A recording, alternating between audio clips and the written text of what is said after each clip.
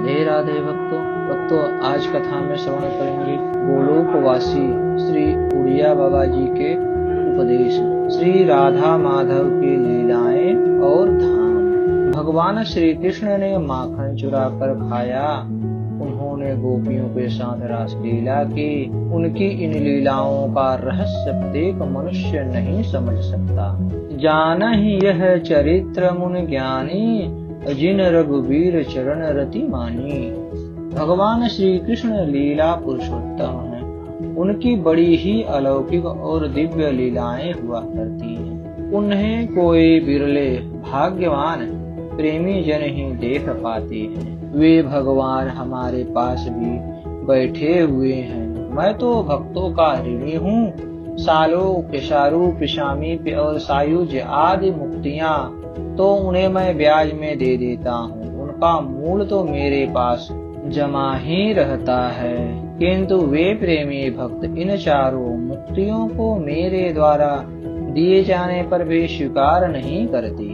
श्री रघुनाथ जी के चरित्र में शंका मत करो। इस संबंध में कुछ भी न कहो। वे जो कुछ करते हैं ठीक ही करते हैं, वे ठीक कर ही नहीं सकते। श्री रघुनाथ जी को जब हम ईश्वर समझ चुके हैं तो उनके कार्यों में तर्क करने की क्या आवश्यकता है। महान पुरुष जो करते हैं उसे आदर्श रूप नहीं मानना चाहिए, उनके उपदेश को आदर्श मानना चाहिए। काशी मरणान मुक्ति, इस शास्त्र वाक्य में कोई संदेह नहीं। अयोध्या मथुरा माया काशी कांची हमंतिका, पुरी द्वारावती चैव सप्तयता मोक्षदायिका। ये सब भगवान के धाम हैं। इन धामों में रहकर शुभ कर्म करने से अवश्य मुक्ति होगी। यदि धाम का महत्व न हो तो उसे कौन मानेगा। काशी वृंदावन गंगा यमुना आदि सब मुक्ति के धाम है। रासलीला नित्य लीला है, वह एक क्षण के लिए भी बंद नहीं होती, किंतु उसे सब देख नहीं सकते हैं। जिनकी दिव्य दृष्टि होती है वे ही देख सकते हैं। भगवान श्री कृष्ण की माखन चोरी लीला अथवा वस्त्र हरण लीला तो ऐसी ही लीला है जैसी आजकल के एक छोटे से 5-6 वर्ष के बच्चे की हो। भगवान श्री कृष्ण कुछ चपल थे। आज भी बच्चे खाने पीने की चीजों को अपने और अपने अन्य मित्रों के घरों में से चपलता पूर्वक निकाल कर खा पी जाते हैं। उनका यह कार्य क्या चोरी की सजा पाने योग्य समझा जाता है? यह बालक की चपलता ही है, तथा चपल बालक अपने माता पिता एवं अन्य सब लोगों को भी अच्छा ही लगता है। चीरहरण लीला आदि भी ऐसी ही हैं। इनमें दोष देखने वाले को कम से कम उस समय की भगवान की आयु का ध्यान तो करना ही चाहिए। क्या 5 वर्ष की अवस्था के बालक के ऐसे कार्य दंडनीय समझे जाते हैं? इसी प्रकार यदि उन्हें केवल मनुष्य या योगी राज माने तो भी उनकी इन लीलाओं में किसी प्रकार का दोष देखना उचित नहीं है। योगियों को कौन सिद्धि प्राप्त नहीं होती, फिर भी क्या वे किसी बुरी नीयत से माखन मिश्री चुराया करेंगे अथवा किसी दूषित विचार से कुमारी कन्याओं के वस्त्र उठाकर ले जाएंगे और मांगने पर उन्हें तत्काल दे देंगे? और यदि उन्हें साक्षात पर ब्रह्म समझो तब तो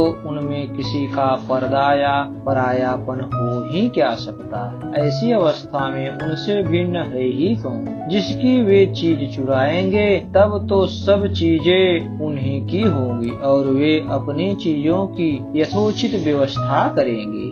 जिस दृष्टि से भी देखें भगवान श्री कृष्ण के चरित्र में कोई दोष दिखाई नहीं देता, परंतु उनका महत्व और वास्तविकता ही किसी को समझ में आना कठिन है। जब साधारण खिलाड़ी भी रंग भूमि पर आकर अपनी वास्तविकता को ऐसा छिपाता है कि वह किसी पर प्रकट ही नहीं होती, तो फिर जब साक्षात विश्वेश्वर लीला करने लगे तो उन्हें कौन पहचान सकता है। जब पंडित ईश्वर चंद्र विद्यासागर जीवित थे तो बंगाल के एक प्रसिद्ध नाट्यकार ने उन्हें एक नाटक देखने के लिए आमंत्रित किया, परंतु विद्यासागर जी समयाभाव के कारण उनका अभिनय देखने के लिए नहीं जा सके। एक दिन उन्हें समय मिला और वे नाटक देखने के लिए गए, तो उस दिन नील के व्यापार का नाश इस नाटक का अभिनय दिखाया जा रहा। विद्यासागर जी एक ऊंचे दर्जे में बैठे खेल देख रहे थे।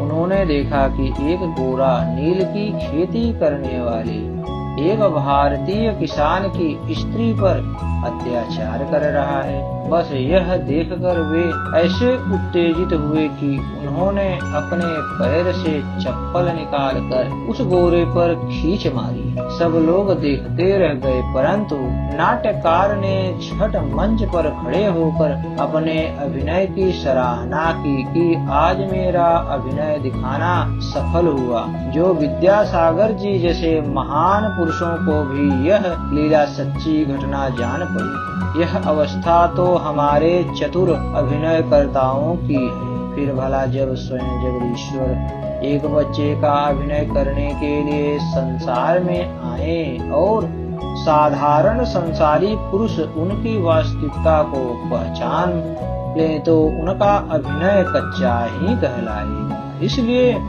हर किसी की समझ में उनकी लीला नहीं आ सकती।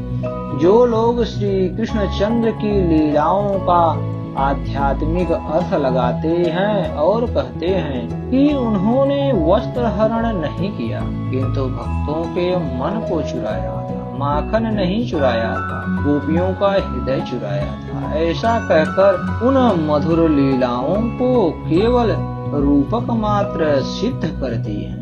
उनका यह मत यथार्थ नहीं कहा जा सकता, क्योंकि वेदों और दर्शनों के परागामी महान पंडित भगवान व्यास जी कोई कच्ची बुद्धि के बच्चे नहीं थे, जो मन चुराने की बात को सीधे सीधे न लिखकर लोगों को भ्रम में डालते। क्या उन्होंने भक्तों का मन चुराने की बात नहीं लिखी?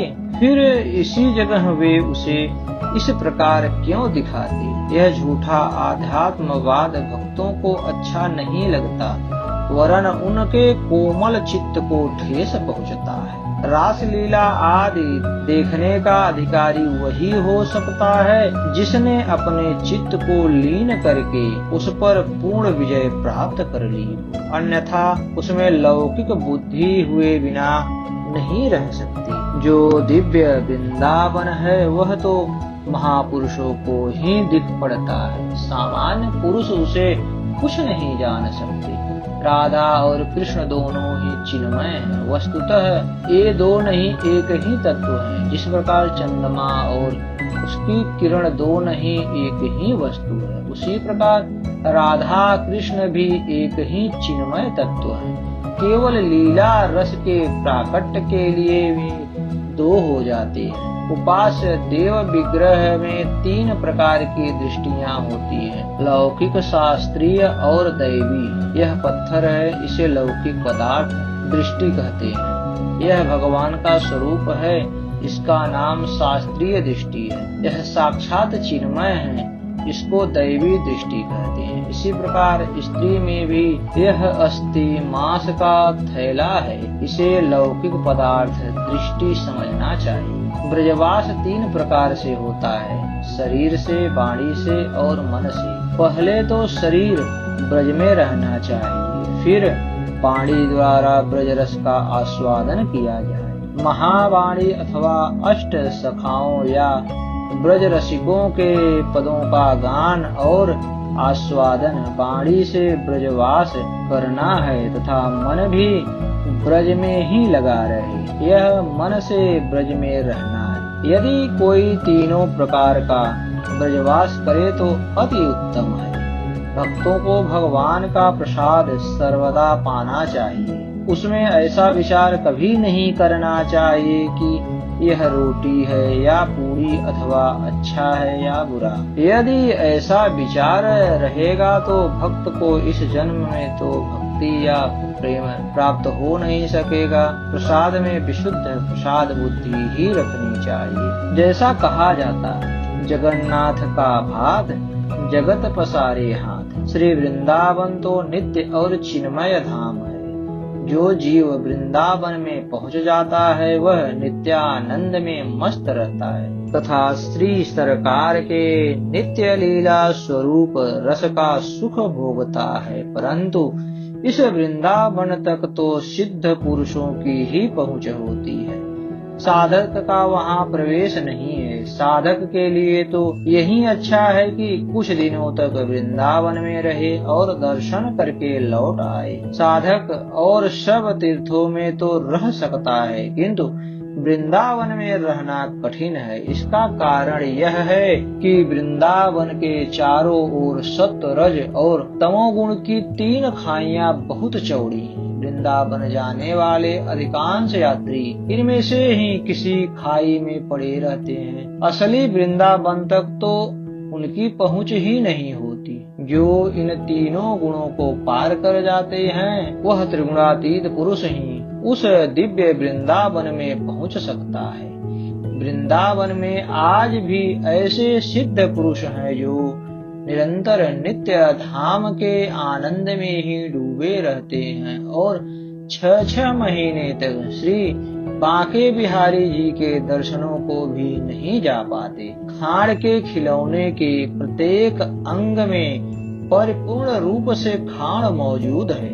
इसी प्रकार इस मूर्ति के प्रत्येक अंग में चिदानंद परिपूर्ण रूप से विद्यमान है।